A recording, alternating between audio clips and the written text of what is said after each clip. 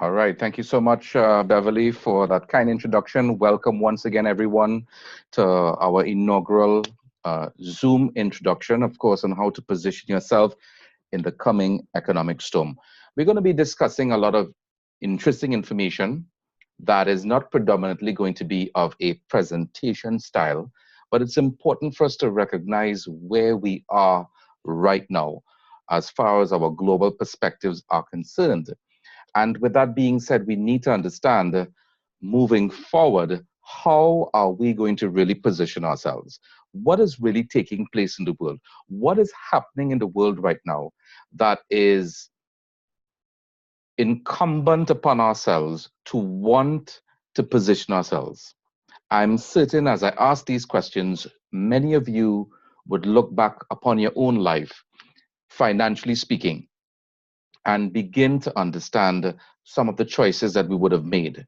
But some of the choices we would have made back then, let's say over a decade ago, as opposed to where we are now, in the backdrop and in the forefront of technology, we recognize that many of the things that we would have gotten away with, we are not in a position right now to even make those kinds of mistakes because the world is changing drastically as we speak.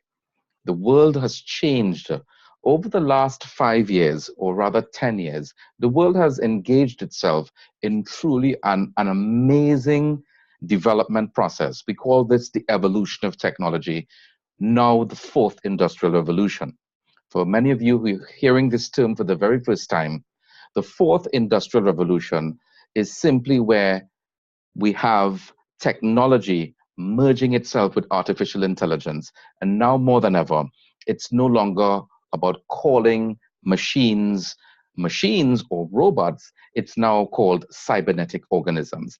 And these things that are taking place right now are, in fact, impacting the way in which we interact with technology, economics, and by extension, how the world is evolving as it relates to goods and services now that are going to be actually produced as a result of these cybernetic organisms.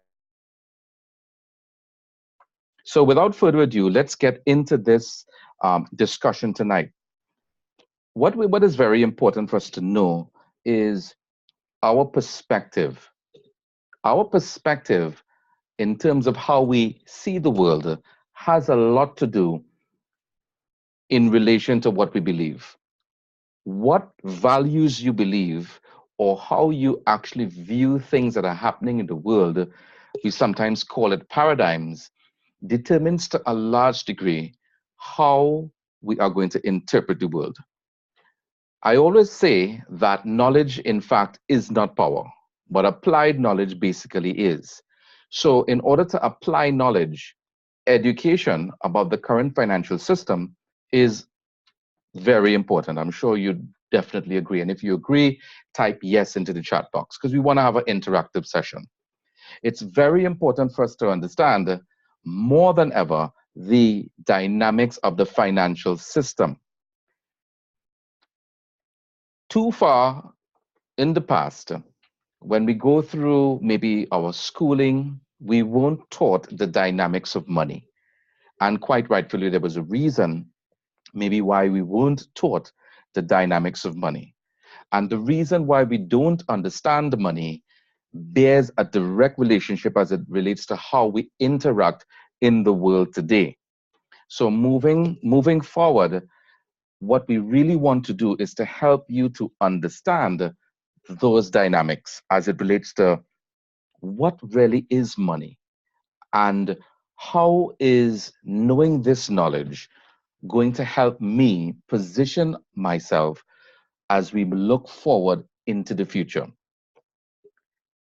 Now, it's very interesting when you look at a lot of things that's taking place. And this is something that occurred just about in 2018. It was a newspaper article that was printed in the UK's Guardian about the IMF. And the current IMF is saying that debt is above the 2008 levels of the last financial crisis. And because of what is taking place in debt, meaning that governments are in fact printing money into oblivion, it is affecting the economics of the world. And when we look at what is taking place right now, we recognize that another financial meltdown is possible. And this comes on the heel of what the IMF is already saying, following failure of governments and its regulators to push through the necessary reforms in order to protect the system. And we all know, or many of us are beginning to understand, that there is a particular reason why governments continue to incur massive amounts of debt.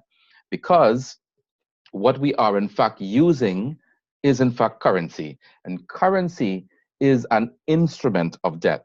So, really and truly, if governments cease to incur debt, meaning DEBT, what tends to happen, you're not going to find the existence of currency.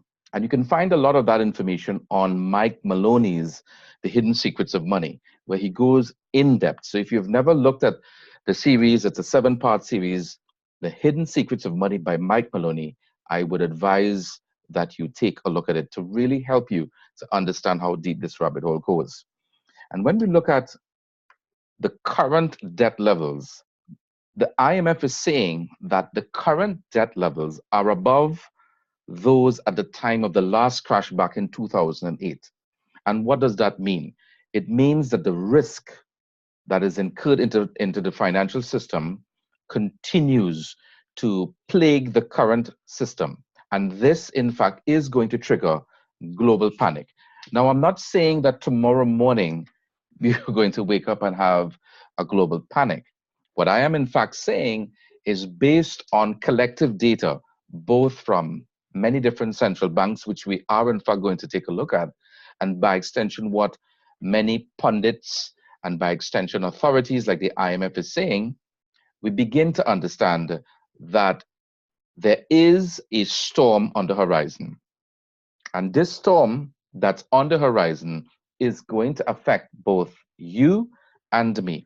It's going to affect your financial status. It's going to affect how you are able to exist in the system. And as I say in many of the presentations gone in the past, it's not about just surviving, it's about thriving.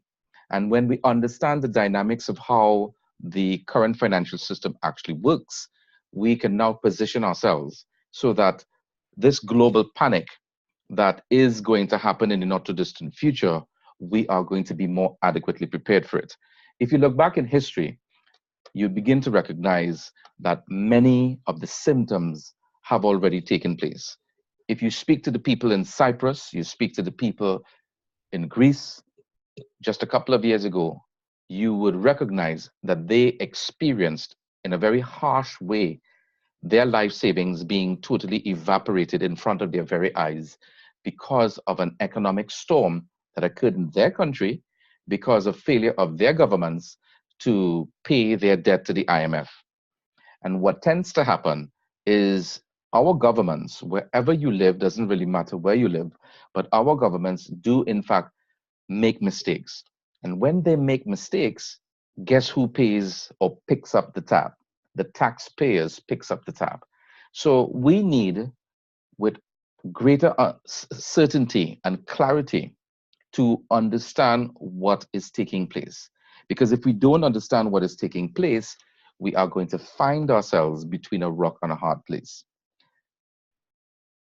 What you're seeing here right now is an infographic that really depicts all the countries of the world as it relates to its debt to GDP.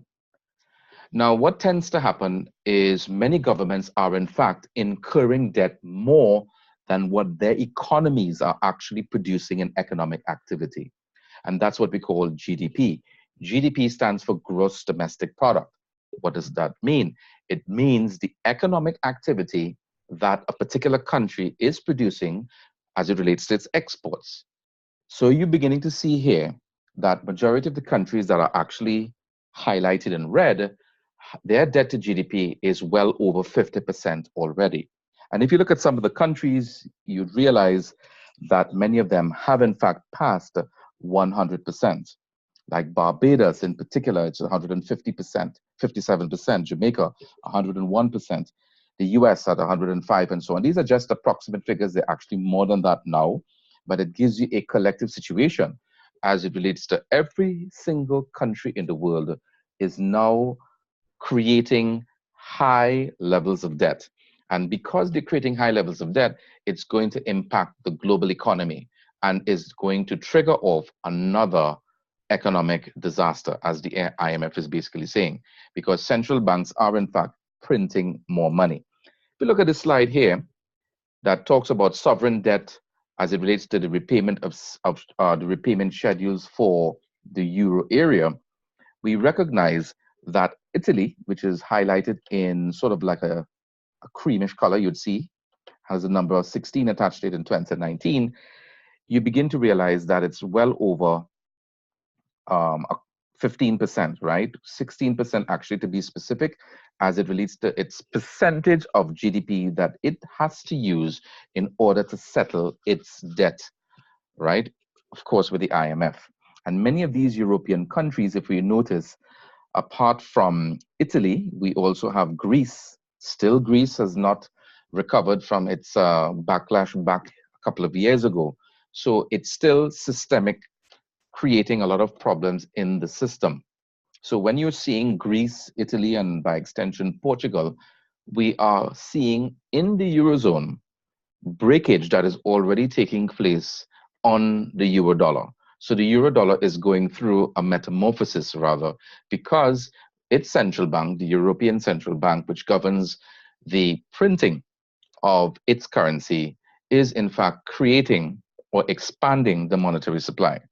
And because it's expanding the monetary supply, what is taking place, it's exceeding its debt to GDP of most of its countries.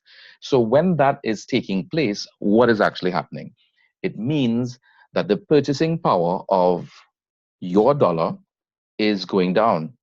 And that's the reason why use of currency is a dangerous monetary instrument for us.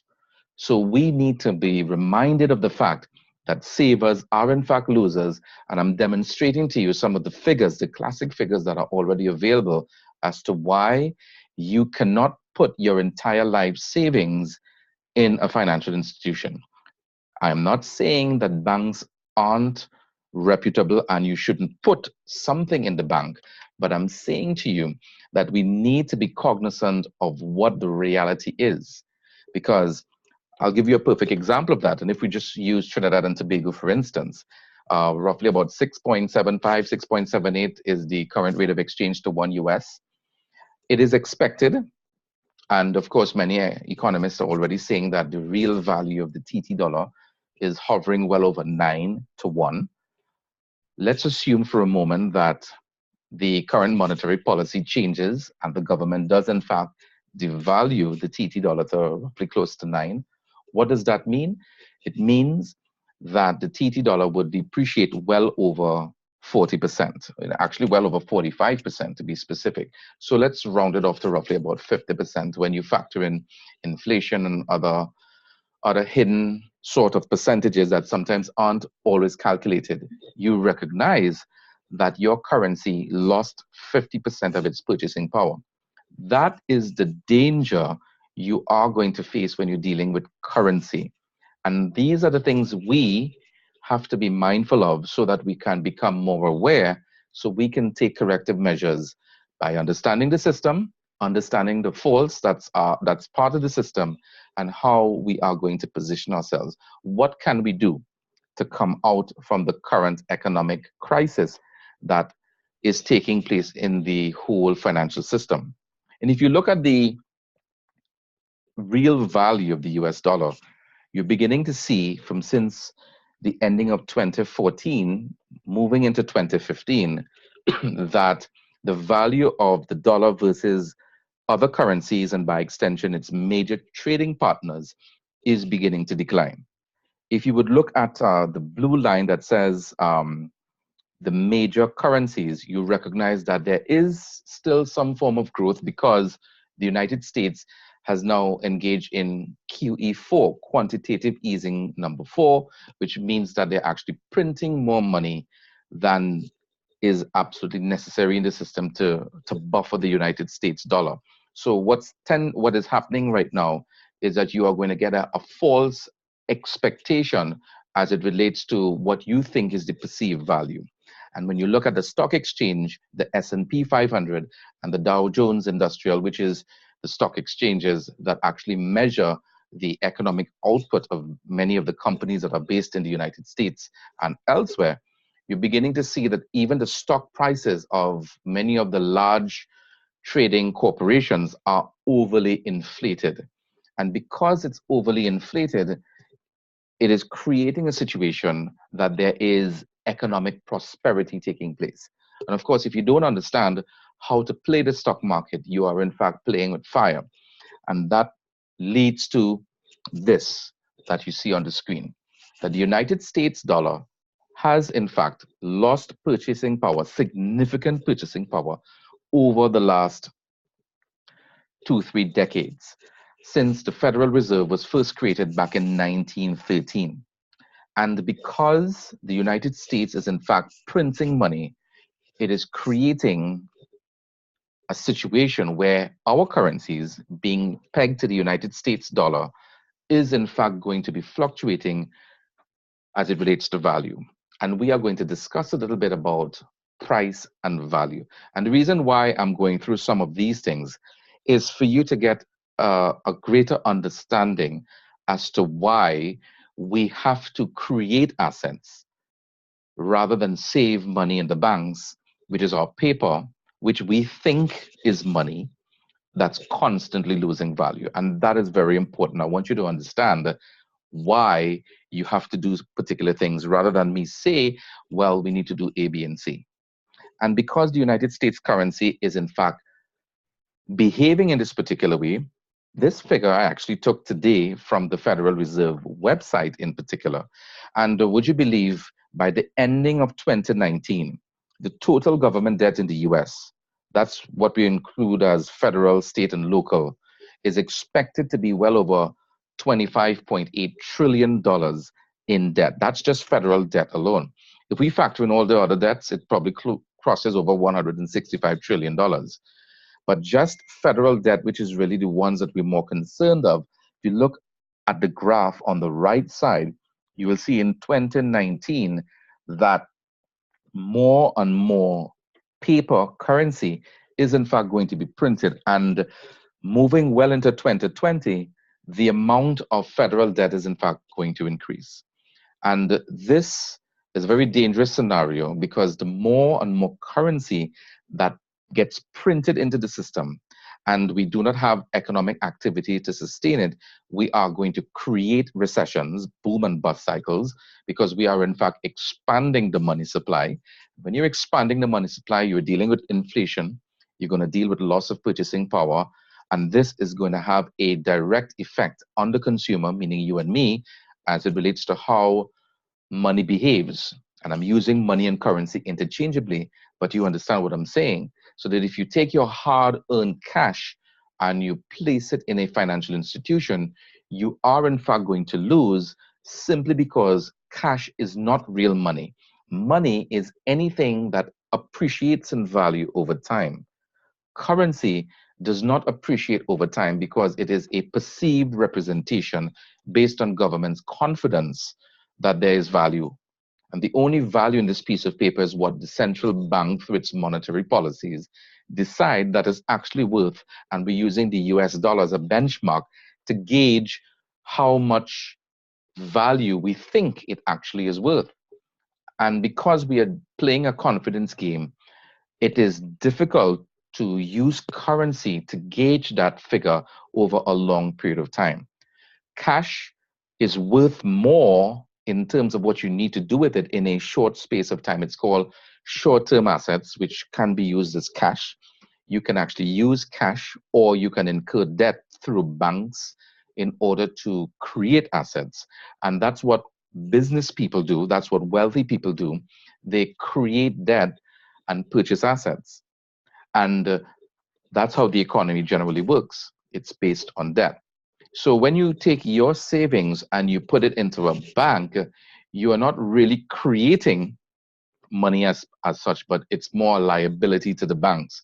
Hence the reason why now banks don't make money because of depositors, they make money because of loans. And that's one of the things you need to remember as it relates to your relationship with the bank. Once you understand that, you begin to understand that the banking institutions are based on creating debt. Money is created when loans are meted out. And that's very important to know. This slide says a lot about Warren Buffett. Warren Buffett is one of the most respected investors, billionaire in his own right. And he made this important statement that talks about derivatives, where he says that derivatives are financial weapons of mass destruction, carrying dangers that, while now latent, are very much potentially lethal. And derivatives are basically paper-based instruments that are not backed by anything significant. And many investment portfolios do have derivatives. A good example of a derivative is looking at an orange. And when you squeeze an orange, what do you get from an orange? You get orange juice. So orange juice is like a derivative from the main thing. It's not orange, but it's juice. So in these financial instruments, it does not represent a real asset, but it mimics now an asset like a bond, especially when you buy bonds, long-term or short-term bonds from governments, and governments agree to pay you a particular rate of return over maybe 10, 15 years. These things can be very dangerous. Of course, the stock market also sell derivatives based on monetary instruments as well. And that's why Warren Buffett says it is weapons of mass destruction. And you could run the risk of actually losing. One of the reasons people actually invest in the stock exchange, they buy shares, is the compound interest effect that it creates. The only way you can truly create long lasting wealth is what Einstein would have said is the eighth wonder of the world. And that eighth wonder of the world is compound interest. The only way you can truly do that. And what happens is that the stock market has given us a perception through the ability to compound interest or to compound money over a particular period of time. And hence, a lot of Americans and now people in the Caribbean are getting on board with the stock market with the intention to compound their interest so that they can actually make money over a shorter space of time. You know, of course, the rule of 72 applies, which says that you really have to be earning well over 5, 7% to actually see your capital double in a particular period of time. If you are being paid 1% in the bank or less, it will take you roughly 72 years for your capital to actually double. So hence the reason why other types of investments are actually more applicable for many styles of investors. It all depends upon your risk appetite. When you're dealing with investing, you have to consider risk, and many people really don't like risk, hence the reason why they tend to go for inverted commas, safe, secure investments. And these days, there's nothing truly safe. As per se, there's always going to be risk. And hence the reason why it's important for us to understand that these financial instruments, while they offer a higher level of return, they also offer a greater amount of risk, because the greater amount of return is the greatest amount of risk that you will have to incur. And that's what's important. So the rules for living in this post-Nixon economy, and I'll explain to you what that means, is that savers are in fact losers. In 1970, thereabouts, 1970, 71 to be specific, I think it was the 15th of August, 1971, President Nixon took the United States dollar off the gold standard. And hence, at that time, or prior to that rather, we looked at the United States dollar as real money because it was backed by gold. So after the ending of the Second World War, it was unanimously agreed at the Bretton Woods Agreement, you could actually go research that the United States, which actually had most of the world's gold because of the rest of Europe paying for goods and services in gold, the United States acquired a lot of gold, became the reserve currency of choice. And it was at that point in time that the poor and the middle class actually increased its wealth by over 52%. In fact, I was reading just a few days ago that prior to 1970, when the currency was backed by gold, there were actually more poor and middle class people who were actually creating wealth. In fact, it was about 90%. And actually, the reverse actually took place after 1971, where you find majority of the people, the poor and the middle class, were actually becoming poorer simply because of the dynamics of how currency works changed. So the United States was in fact real money. The United States dollar was in fact real money at that time. However, no longer became real money after 1971. And so the dynamics of currency, meaning representative value, began to take effect. And for many persons who did not understand what currency and money meant at that time, those who understood how deep the rabbit hole went actually benefited greatly. And it's because of how fiat currency works. And we're going to talk a little bit about what fiat currency is so you can begin to understand, okay, how is your currency behaving so you can take corrective measure to bridge now the loss of value that you have not been getting in currency and now using a real asset in order to do that. And I think that's very, very important. So really and truly, banking, and let's summarize what banks really do. They really bring savers and borrowers together in what we call a market. Savers are what we call depositors, and borrowers actually are those who actually receive loans from the banks. We must remember that banks are businesses, and their number one motive is to generate a profit. Banks are not like credit unions where the people are of greatest importance. Banks are lending institutions. They are, in fact, business entities, and they are concerned about generating a profit. They make money off of fees and interest on loans. And more importantly, the amount of money banks are required to keep is just a tiny amount, which they use what we call fractional reserve in order to expand the money supply. We're not going to talk about that today, but you need to go check it out yourself as to see the importance of what fractional reserve is. Now, we must understand that banks want more deposits so they can use fractional reserve to lend more money. And the next slide summarizes exactly what banks do. Banks generate income from borrowers, not savers. So banks are more concerned about lending rather than taking your cash. It sounds kind of, cliched, but it is the reality of it. While banks are going to use your deposits to lend out to people, they are in fact creating new money supplies when they're using fractional reserve. So for instance, you had $1 million in the bank through deposits. The bank now can actually lend out 90% of that to its customers, who in fact will deposit that money in other banks, which in fact create the whole cycle all over. So they in fact actually create money that truly doesn't really exist in the system, but they created it out of thin air simply because of the deposits from the depositors. But their real profit actually comes from the borrowers, from the loans that are actually incurred.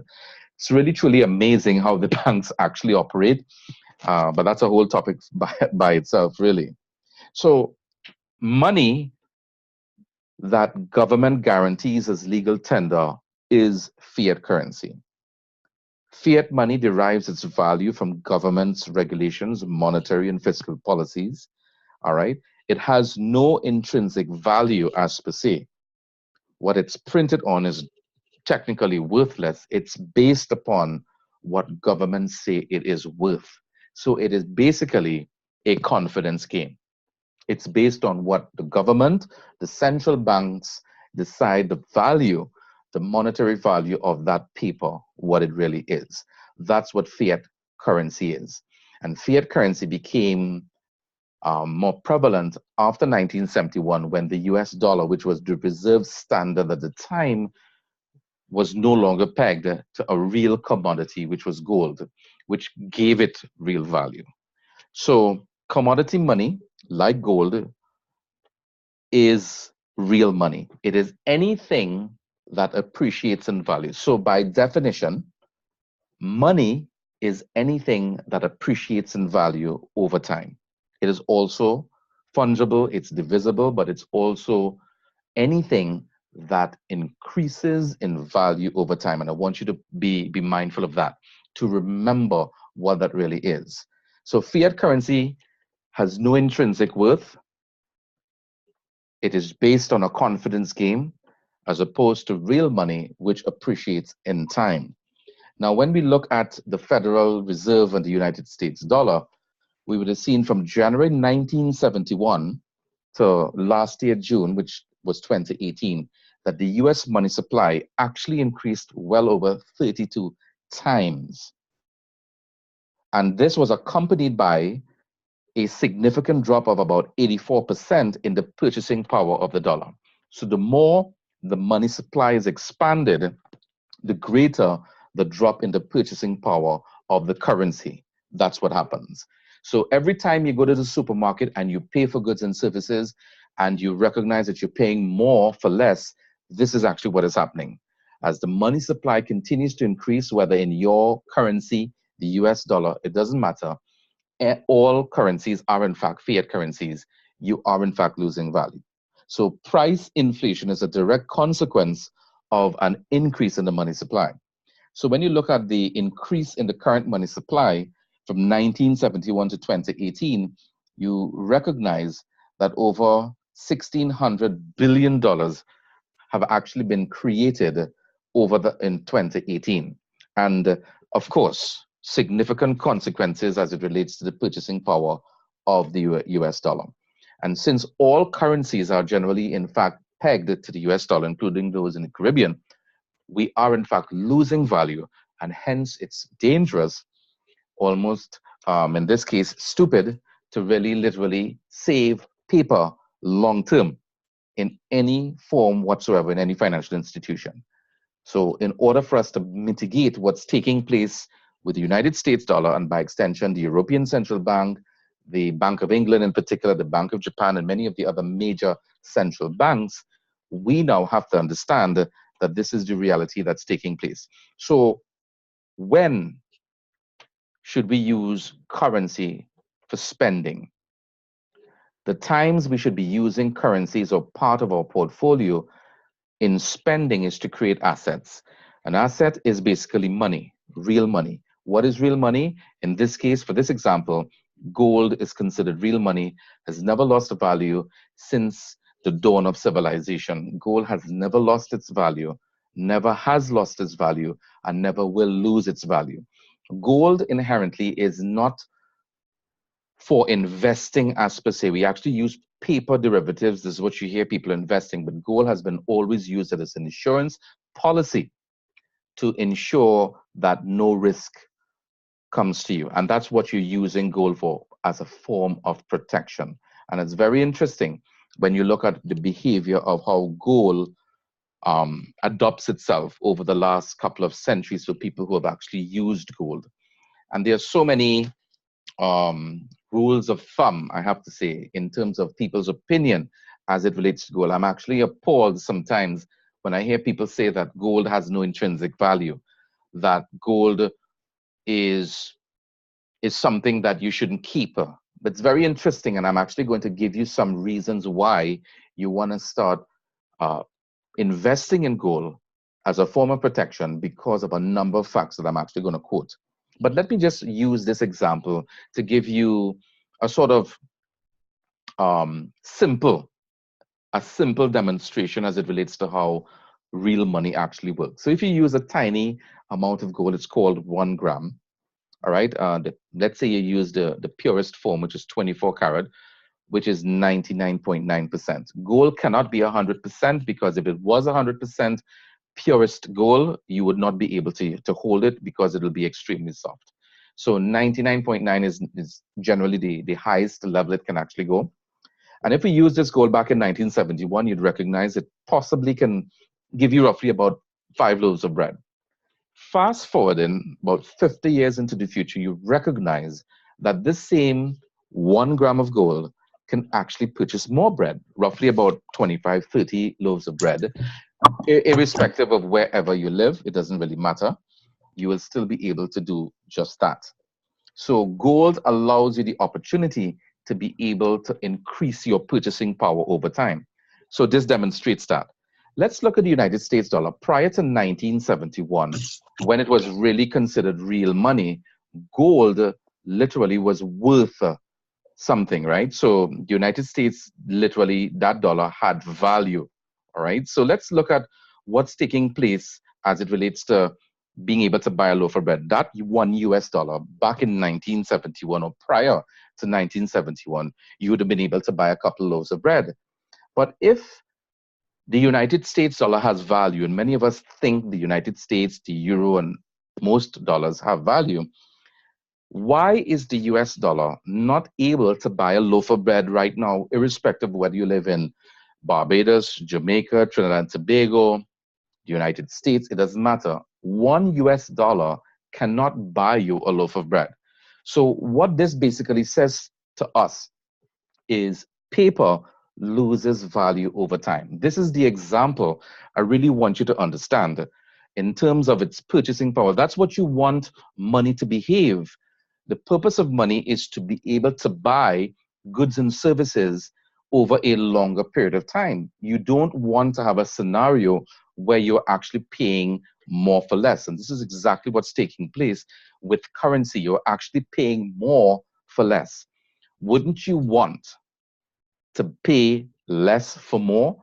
That's what gold affords you to do, because gold locks in the purchasing power and gives you the ability to really have that spending power.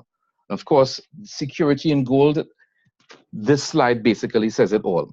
If you were saving, let's say, $300 US paper money for the next 20 years, you'd have probably saved around roughly about 72,000 US dollars.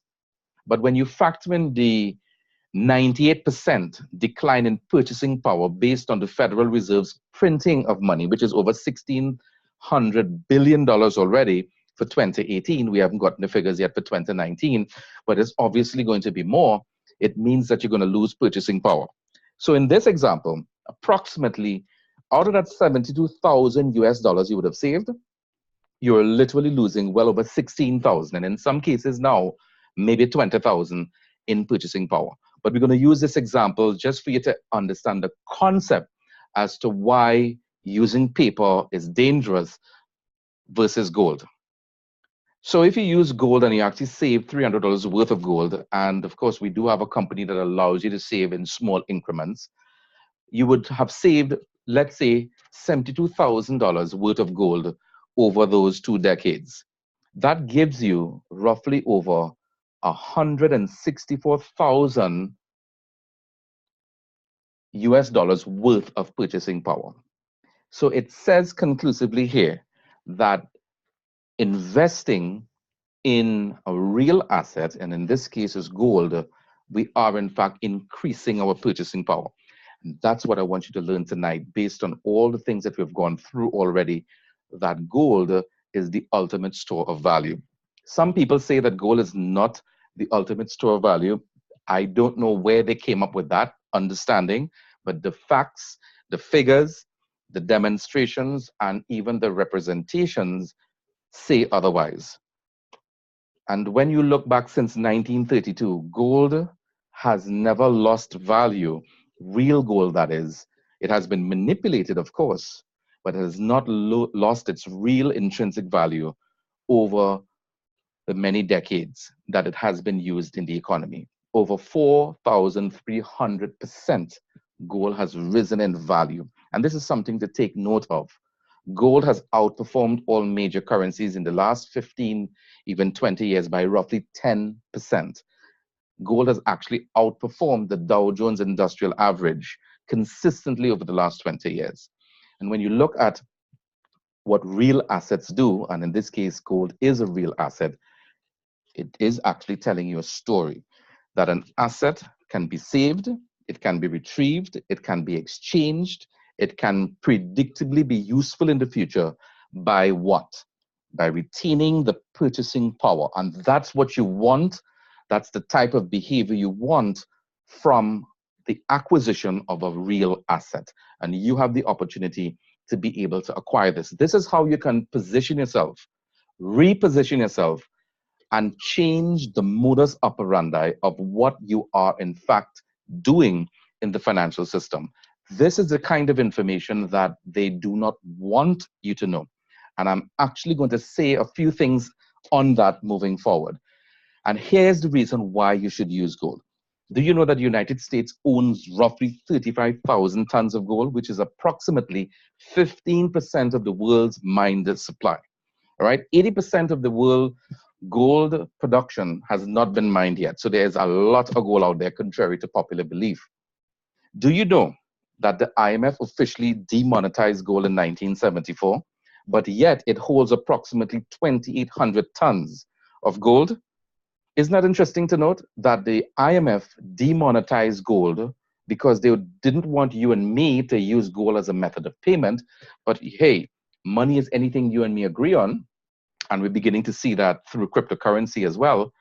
The Switzerland's Bank of International Settlements, known as the central banks or the central bank of all central banks, holds approximately 108 tons. And this is just conservative figures because it could be more. This is probably just the figures that they want you and me to actually know.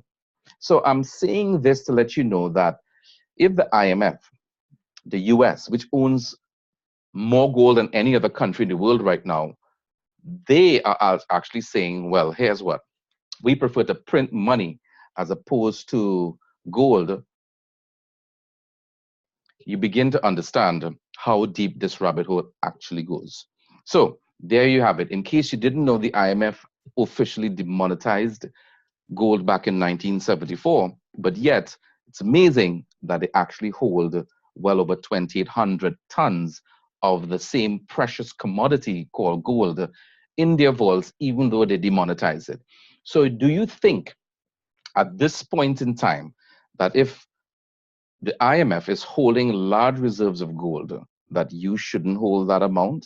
Are you saying that gold is not going to be worth anything in the not too distant future when you consider 60% of what is already mined, that is, the gold that's already mined in the Earth's surface, is actually stored in central banks? That's why it's heavily manipulated.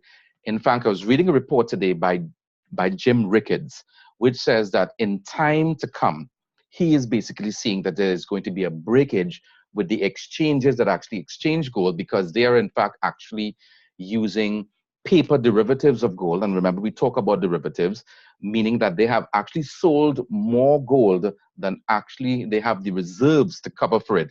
And when people begin calling in for their gold, there is going to be like a run, just like how we have a run on the banks, there's going to be a run on those gold exchanges. And gold is, in fact, that's going to create a breakage. And he is estimating that in time to come, he has even predicted gold to be as high as 10,000 US an ounce, based on what he sees happening. And it's actually going to happen in the not too distant future. We just don't know when, but the signs are already there because the monetary supplies are expanding from all major central banks in the world. Debt is exponentially increasing all over, and greater hoarding of the precious commodity gold is actually occurring. But you don't hear that in the media.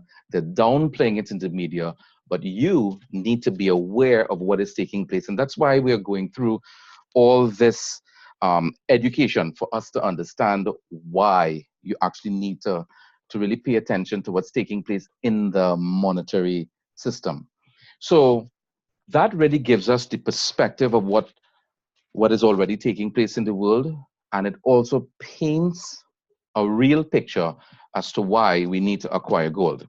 I'm just going to run through a couple of slides to tell you that we're already affiliated with a company. For those of you who are listening to this for the first time, or you may not be sure of basically how to acquire gold, we already have a company that already allows us the opportunity, the average person, to be able to buy gold in relatively small quantities and acquire this real asset to protect yourself, to hedge yourself, to give you the insurance that you need against all the financial uncertainties that are in fact taking place.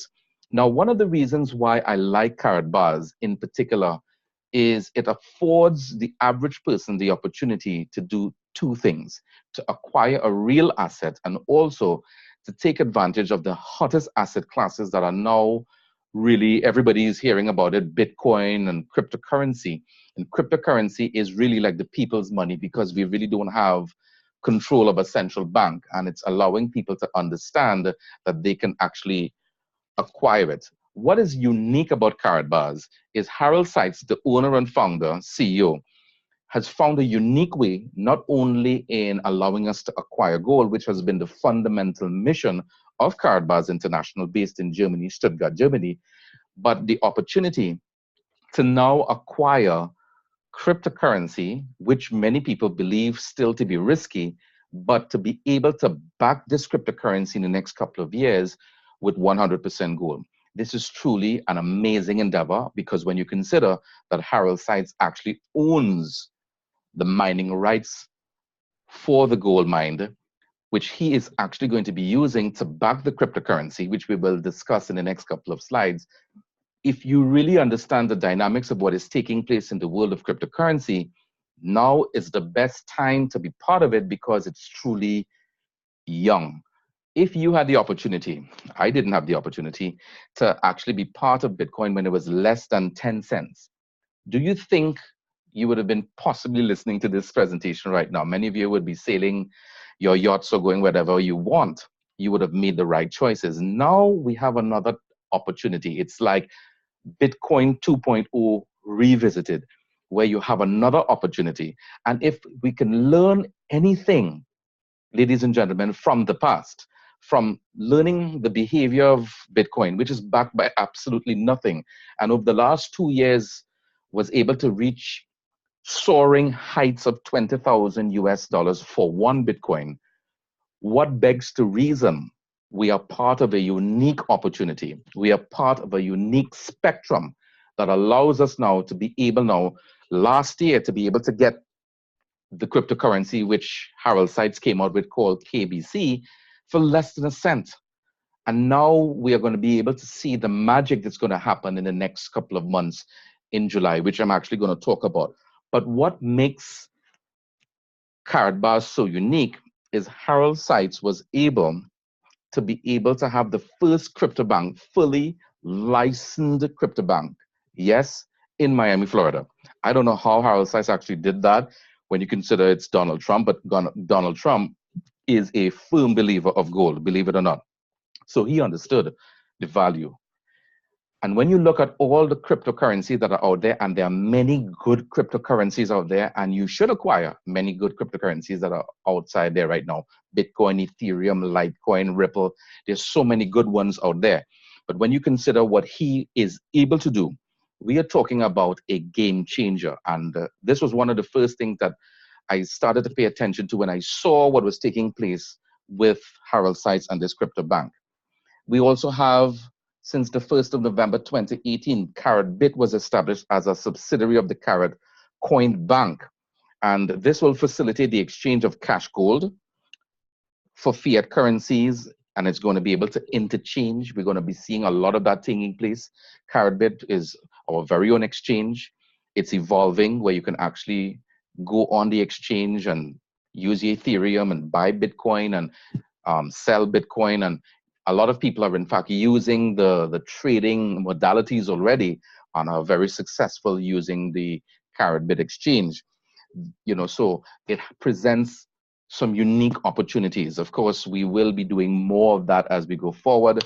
And we have so many able persons like Andrea Range, who's actually doing a good job here in Jamaica, and by extension, Pastor Carlos, which I had the opportunity to meet a couple of, like about a week ago. Fantastic individual who really is doing great as it relates to how this whole exchange is actually working. Then we have, the Impulse phone, which is truly revolutionary. It's voice over blockchain protocol. It's the first of its kind. This also is a game changer where you can actually walk with your own encrypted e-wallet, make international calls using this system all over the world. It truly is revolutionary. It's going to be available in the last quarter of this year. Voice over blockchain protocol. It's a unique communication channel that uses blockchain encryption security. And there's a lot of video on that. But just to summarize what I just said, Karat Bars has released a cryptocurrency which can be exchanged for Karat Bars gold, fiat currencies, or other cryptocurrencies such as Bitcoin.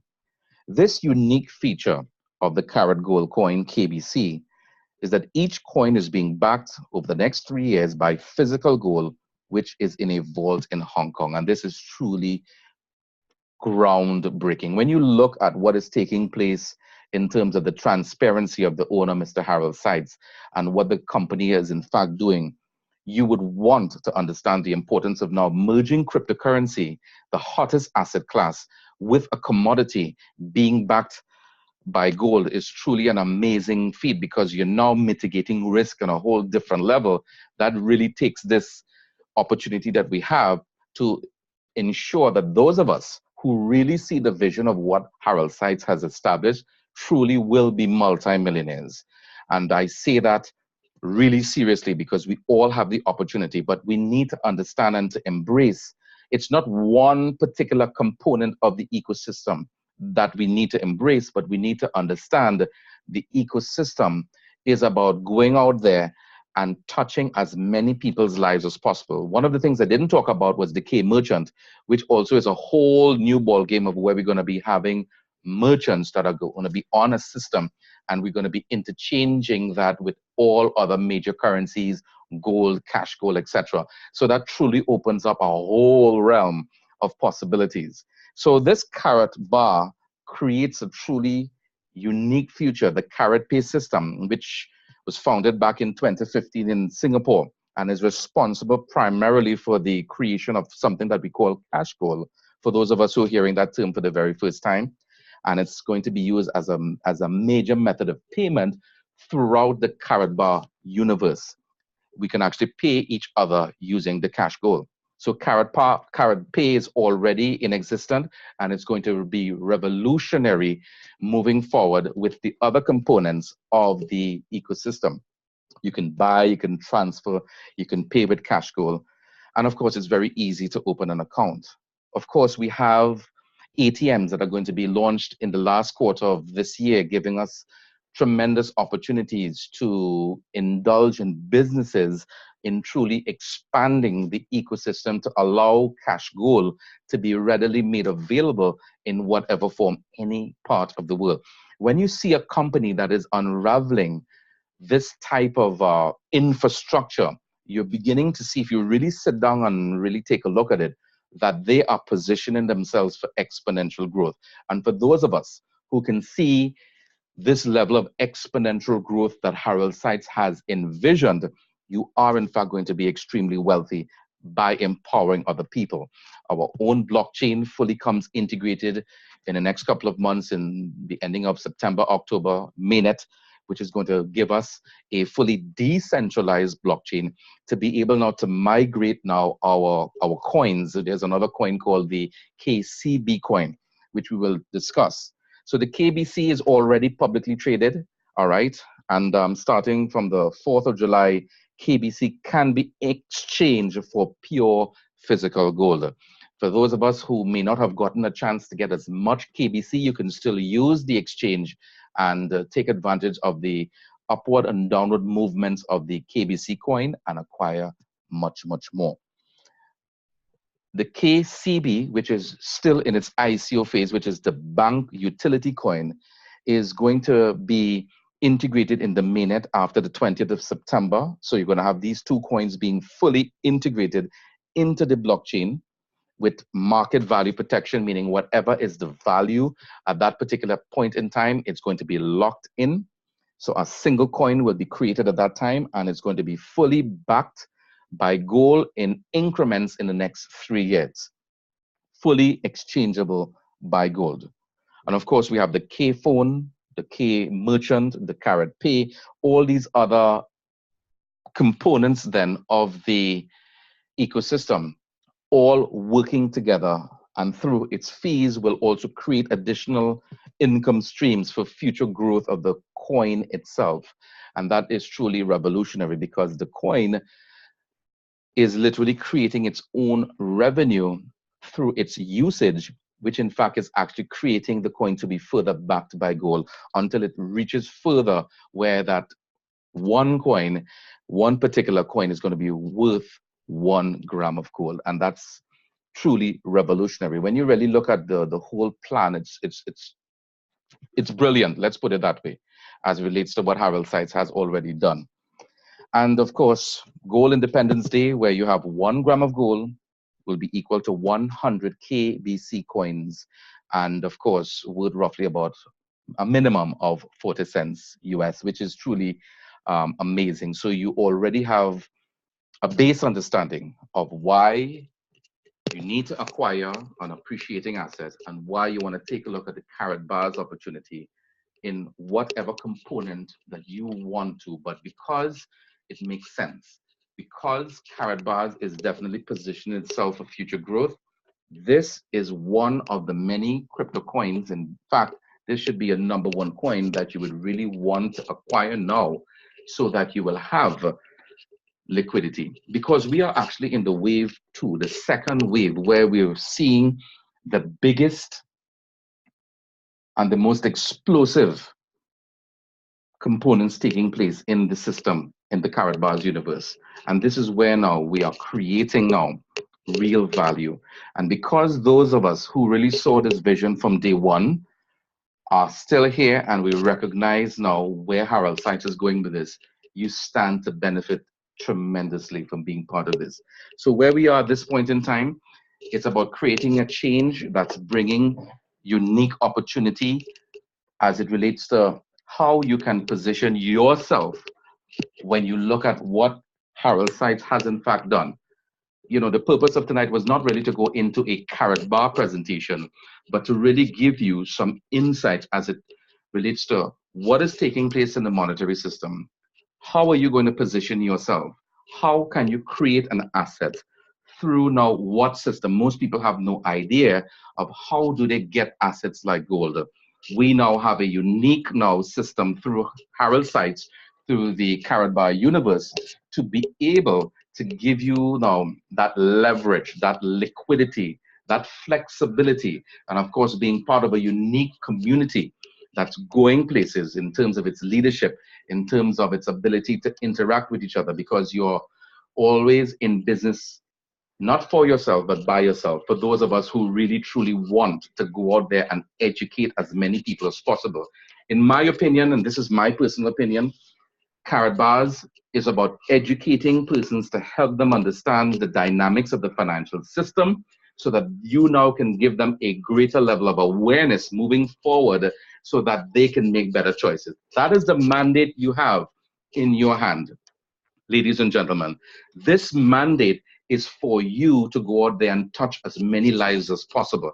And for those of us who really understand that mandate, if you help enough people, as Zig Ziglar said it this way, get enough people to help them get what they want, you in fact will get what you want. So this is a win-win situation for all of us. We have truly an amazing mandate. We have some amazing leaders all over the Caribbean, Trinidad and Tobago, Jamaica, Barbados, to say the least, that are growing. We are moving into other markets, St. Lucia, Grenada, you name it. We are going to touch as many lives in the Caribbean and create a movement, because this is about a movement, ladies and gentlemen. We are creating a movement of people, like-minded individuals who are touching the lives of individuals, who are creating an impact for change. Because this is not just about network marketing. This is about helping people understand the dynamics. Because if you change the culture of how people think now, you have impacted their generations to come, so that no longer will they ever have to deal with that limiting belief of poverty. We can empower ourselves truly as a Caribbean people once and for all, and set the tone for greater prosperity and economic growth. So I know I said a lot. It was been a mouthful. I'm going to pass you over to our host once again, Bev, who will close off tonight. And of course, we're going to open up the lines for many of us who may want to add something of value to this call. Thank you so much. Wow. Right again, everyone. Fantastic. This was inspiring. This was educational. This